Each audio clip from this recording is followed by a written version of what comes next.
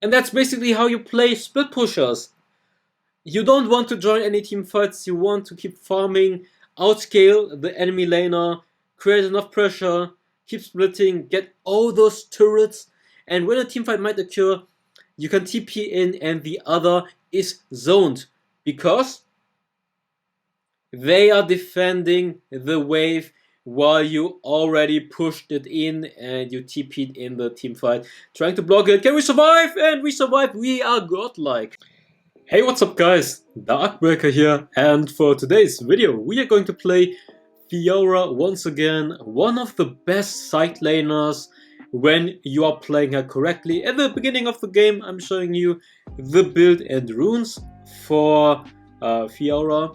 Pretty standard, to be honest. Trinity Force, Death Dance, Guardian Angel, and afterwards Starrock's Gauge, and last item probably Blade of the Rune King or Spirit Visage, depending on the enemy team composition. So anyways, let's talk about the early game of FIORA and how you want to use FIORA in the early game aggressively, just so you can create enough pressure in the early game, harass the opponent a lot, in combination with the Grasp rune, which is going to be important to stack up. Immediately going for the Vital no matter what. You always want to go for the Vital. See again.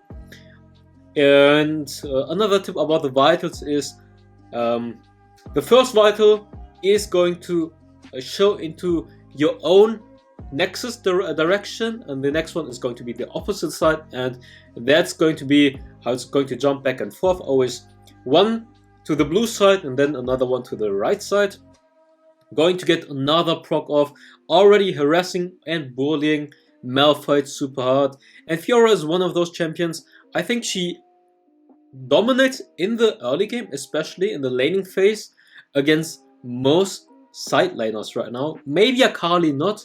Akali is pretty strong as well in the early game, thanks to her S1 passive spam. But besides that, see again, I'm straight up going for the Vital, trading for free, because the Vital is going to give you movement speed and also the heal boost,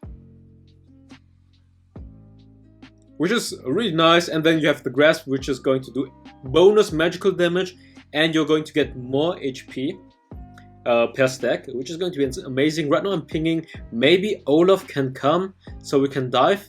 I tried to ignite to stop the backport, but it didn't work out as I wanted to, so kinda unfortunate. Anyways, not too bad. Okay, double kill for the enemy top lane right now, which is obviously not good. We don't want to see that one. Okay, let's just backport, and I will get Sheen. I think Sheen is a great starting item for FIORA because it's going to increase the power spike. After an ability, you're going to get bonus damage with the passive of Sheen, and in combination with your S1 ability, you're going to do tons of poke damage, which is going to be insane. And obviously, you want to get that first core item, Trinity Force, which is going to give FIORA that huge power spike. And in this matchup against Malphite in particular, you want to block his S1. Their S1 is his poking ability, and with your S2 you can block the S1 when you time it correctly.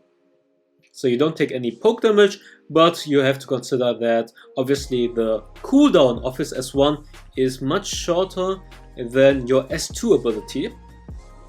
So in this case what you want to do is try to stay in the bush so he can't aim for you, and he might use it on a minion, and then you just come in to hit the Vital or to last hit.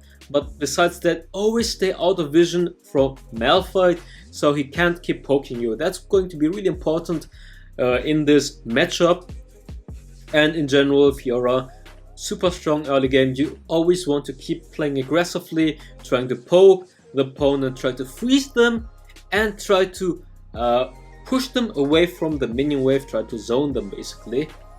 Since I shoved in the wave, I might try to roam, considering that the first dragon is Inferno, and that's why I'm already moving First Dragon Inferno is super important. You always want to contest the dragon as the side laner when it's the Inferno at least. Trying to get the vitals, and we still get the kill from the ignite, actually super close. Kinda misplayed because of the smoke screen. I didn't really get the vitals that I intended to get. Sometimes it's a little bit tricky if they are too close to the wall, then it's kind of hard to hit the vitals correctly. Anyways, we got the kill onto the enemy jungler, which is not bad. Now trying to clear the mid wave really quick, and then let's see if we're going to contest the Inferno Dragon, or am I allowed to go to the bot lane? Not sure. Maybe my teammates want to contest it, but I think they don't want to contest it. I would just, like, sometimes it's better to just go for the turret. I'm like, yeah, okay, whatever.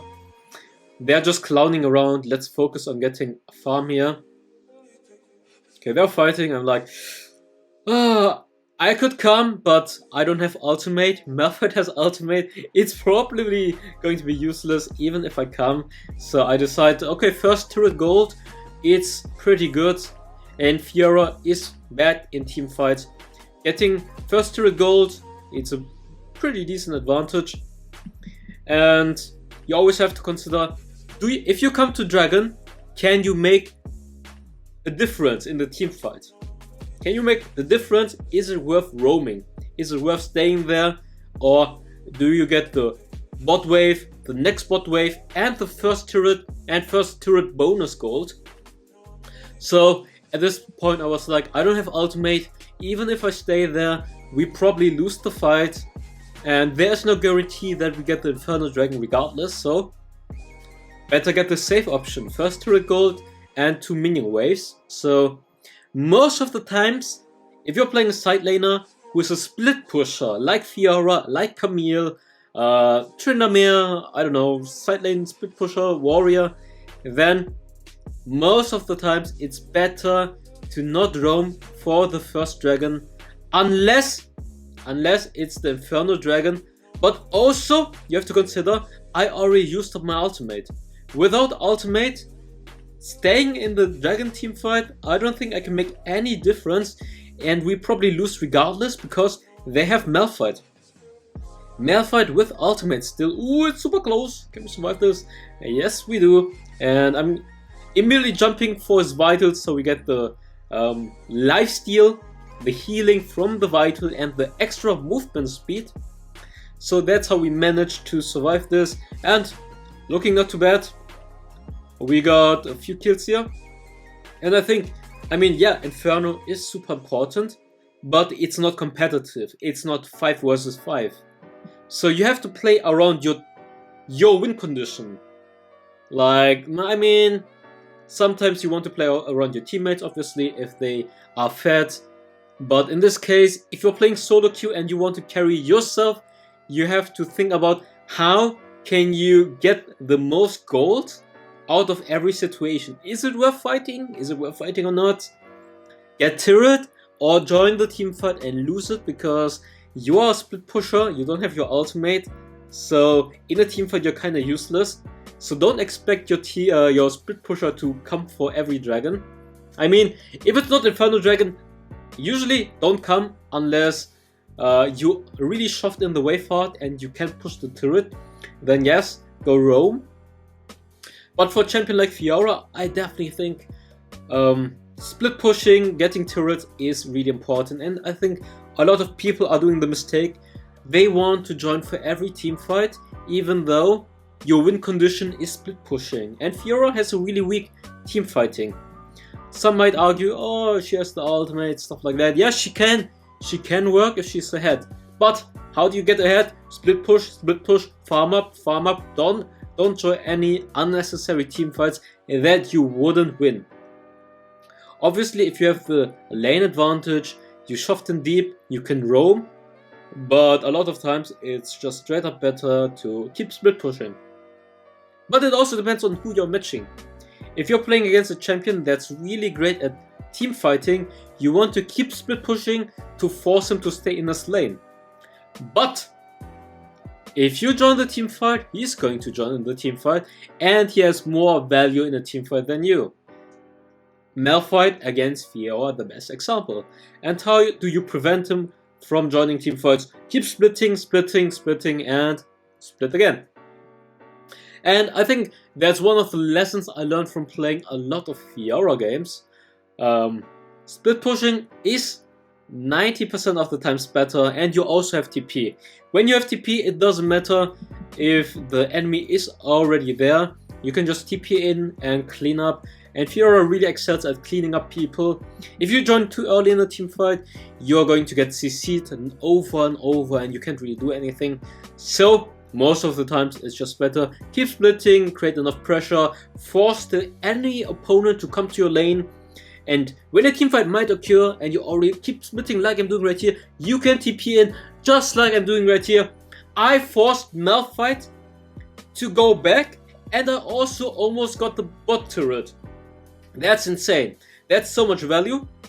And right here, I'm preventing the Graves from taking the heal point. We flashed to the honey, to the plants, so we get the healing. And remember, we have the healing rune, so we are getting more healing from the honey fruits. Easy money. We didn't get the vital immediately because I took the plant, but we got the heal plant, which prevented Grace from getting the heal, and we got it, and that's how we won the 1 versus 1 there. We got 2 kills.